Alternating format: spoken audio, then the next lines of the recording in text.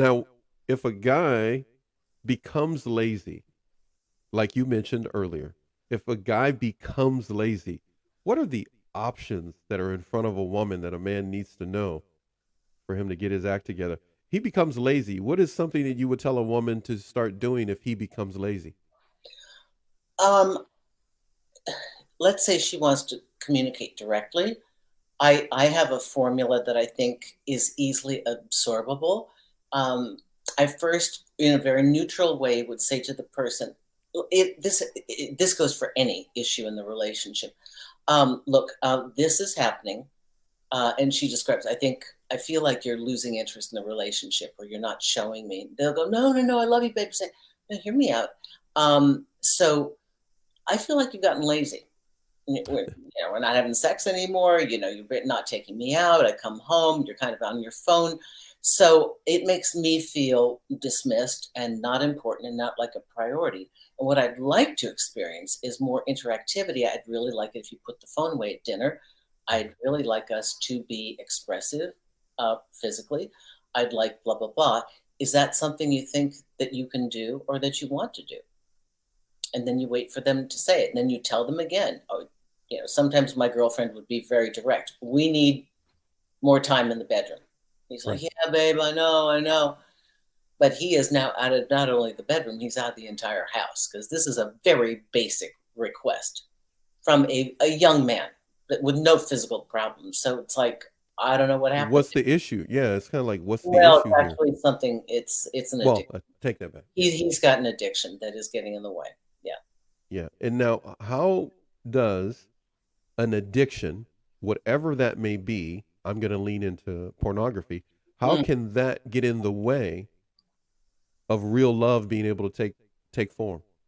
Well, that's a difficult call. Now, some couples are very open-minded and encourage each other to be completely honest about what they like and what they don't like, and that can include sharing their fantasies, and that could include porn, and they could be okay with that. But that has to be a discussion. Otherwise, in former times, guys would hide their porn collection, and when a woman would find out or open up their browser, and Yeah. especially see something that has nothing to do with her. Like if she's a little tiny Latina and you see these big 6 foot tall blonde Nordic women, she'd be like, Okay. I can't be that. What are you doing? So then there's oftentimes in a female, there's a feeling like, I do everything. I mean, I cook, I clean, I make money, I take care of you in the Right. bedroom. I mean, it's not like I'm a prude. And why do you need more? So we oftentimes have a very difficult time understanding the role that that plays. And that is a very complicated discussion. And if the couple cannot come to a resolution themselves, Hmm. this is an outer terrain of a discussion, I think they need to really go into a couples counseling and sort this out. Because Not a comp.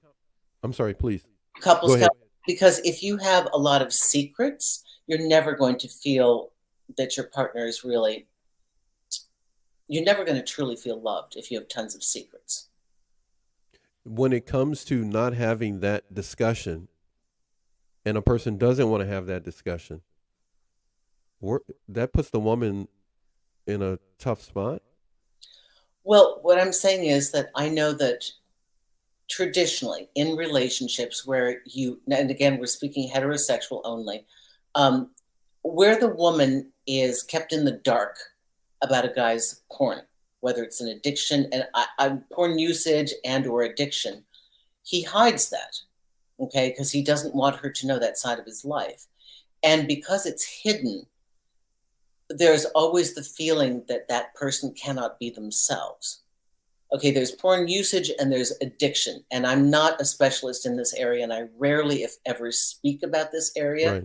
because I prefer not to. I prefer to leave that to the medical professionals.